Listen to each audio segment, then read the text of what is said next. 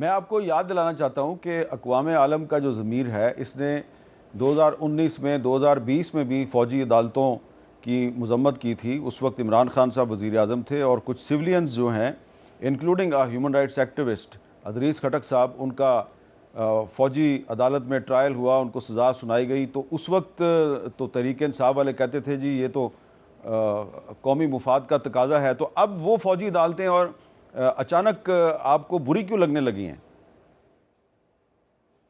نہیں، اچانک نہیں ہے. میں سمجھتا ہوں ہر جماعت کو حق حاصل ہے کہ وہ ارتقاء کے مراحل سے گزرے. فوجی عدالتوں کا فیصلہ میری نظر میں تب بھی غلط تھا اور آج بھی غلط ہے.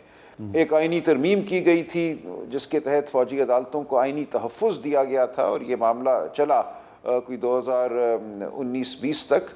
اس دوران بہت سے فیصلے فوجی عدالتوں کے آئے. میری نظر میں یہ غلط روش ہے. نہ تب فوجی عدالتیں بننی چاہیے تھیں نہ اب بننی چاہیے.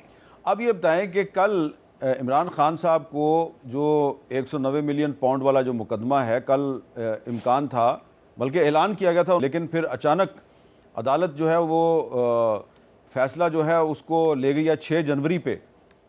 تو اس سے کیا تاثر ملا ہے پوری پاکستانی قوم کو کہ جس عدالت نے پہلے اناؤنس کیا تھا کہ ہم 23 دسمبر کو اناؤنس کریں گے فیصلہ، وہ اب مذاکرات شروع ہوئے تو وہ فیصلہ جو ہے اس کو ذرا آگے لے گئے ہیں. تو اس صورتحال میں آپ کا آپٹمزم برقرار رہے گا؟ نہیں، بالکل رہے گا. دیکھیں، یہ تو ہم پہلے کہہ چکے ہیں نا کہ جو اس وقت عدالتوں کو استعمال کیا گیا ہے یا جو عدالتوں سے فیصلے آئے ہیں اس حوالے سے تو ہم کسی خوش فہمی میں مبتلا نہ تھے نہ ہیں. اس فیصلے کو کیوں آگے کیا گیا میں نہیں جانتا ان کی کیا سوچ تھی، لیکن 2 کو اگر ہمارے مذاکرات شروع ہوتے ہیں تو ظاہر ہے 6 تک کوئی معاملہ کسی اختتام تک تو نہیں پہنچے گا. انہوں نے اگر 6 کو سنانا ہے تو کل سنا دیتے. اس سے ہمیں کوئی فرق نہیں پڑتا. پہلے بھی فیصلے آئے، عدت کا فیصلہ ہو، وہ سائفر کا فیصلہ ہو، ہر چیز کو ہم اپیل میں لے کر گئے اور اپیل میں ہم کامیاب ہوئے. تو یہاں بھی ایسا ہی ہوگا. یہ کیا مقدمہ ہے جس میں سرکار کو ایک پیسے کا نقصان نہیں ہوا، عمران خان کو ایک پیسے کا فائدہ نہیں ہوا؟ ایک مقدمہ ہے جو بس چل رہا ہے تو اس کو چلنے دیں. میں سمجھتا ہوں یہ چھوٹے معاملات ہیں. بڑا معاملہ یہی ہے کہ ہم نے ملک میں عوام کے اقتدار کو کیسے بحال کرنا ہے، ہم نے کیسے یقینی بنانا ہے کہ آئندہ الیکشن نہ لٹیں اور ملک میں جمہوریت قائم ہو. یہ بتائیے کہ 2 جنوری کا جو مذاکرات کا باقاعدہ آغاز ہوگا تو اس کے لیے آپ کے خیال میں، کیونکہ آپ پارٹی کے سیکرٹری جنرل ہیں، آپ اپنی پارٹی کو کیا ریکمینڈ کریں گے کہ کیا ایک ایجنڈا جو ہے تحریری طور پہ اس مذاکراتی اجلاس میں پیش کیا جانا چاہیے؟ آپ کا چارٹر آف ڈیمانڈ کیا ہونا چاہیے؟ نہیں، بالکل واضح ہے جی. ہماری پہلی جو بات ہے وہ تو 26 نومبر 9 مئی کے حوالے سے ہے. تحقیقاتی کمیشن بنے اور جو ہمارے کارکنان اور لیڈران گرفتار ہیں، شاہ محمود قریشی صاحب ہوں، یاسمین راشد ہوں، سینیٹر اعجاز چودھری ہوں، عمر سرفراز چیمہ اور دیگر بہت سے، ان سب کو رہائی ملنی چاہیے. کوئی وجہ نہیں ہے کہ 1.5-2 سال گزر جانے کے باوجود بیل نہ ہو. قتل میں بیل ملتی ہے، قتل کے مجرم کو مل جاتی ہے بیل. تو یہ لوگ تو انڈر ٹرائل پرزنرز ہیں، ان کو کیوں عدالتوں سے بیلیں نہیں مل رہی؟ ان کے مقدمات کو فی الفور میں سمجھتا ہوں دیکھ کر ان کو بیل دینی چاہیے اور مقدمہ پھر چلتا رہے گا. تو یہ تو 2 بڑی باتیں ہیں جن پہ ہم بالکل اصرار کریں گے. اس کے بعد آگے کیا ہوتا ہے، کیا بات آگے آتی ہے، ہم خان صاحب سے ملیں گے انشاءاللہ 2 جنوری سے پہلے اور ایک لائحہ عمل جو ہے وہ تیار ہوگا.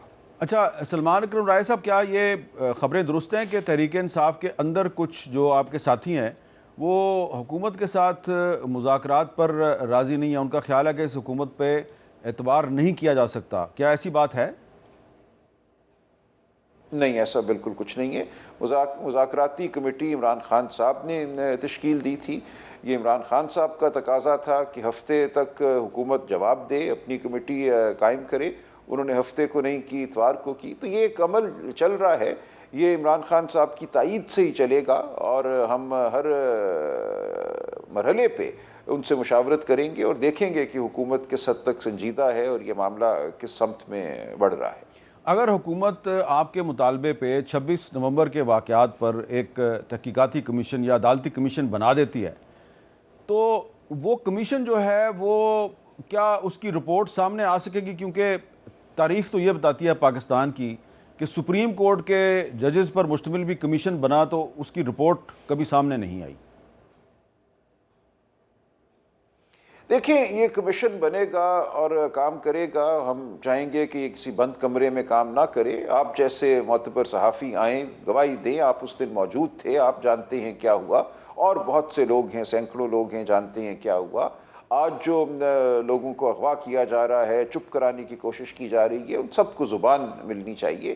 ہم نے اگر اس ملک میں ٹروتھ اینڈ ریکنسیلیشن کرنی ہے تو یہ اسی طرح ممکن ہوگی کہ ہم سب واقعات کو مانیں اور جو کچھ غلطی ماضی میں ہو گئی اس کا اعتراف کریں اور آگے بڑھیں. اس کے لیے ضروری ہے کہ اس نوعیت کا ایک کمیشن بنے اور وہ کام کرے. اچھا، آخر میں یہ بتائیے کہ جو امریکہ نے پاکستان کے نیوکلیئر پروگرام پر جو پابندیاں لگائی ہیں، تو اس پر بطور secretary general of Pakistan Tehreek Insaf اس پر آپ کا کیا موقف ہے؟ دیکھیں، پاکستان پر پابندی لگتی ہے تو یہ کوئی سیاسی معاملہ نہیں رہتا. یہ معاملہ جو ہے یہ ہمارے دفاع سے منسلک ہے، ہماری فارن پالیسی سے منسلک ہے.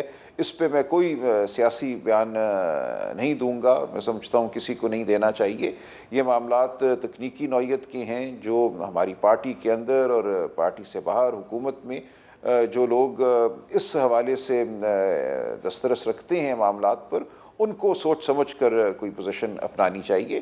لیکن ظاہر ہے ہم پاکستان کی دفاع کے حق میں ہیں اور ہر عمل جو پاکستان کی دفاع کو یقینی بناتا ہے ہم اس کا ساتھ دیں گے.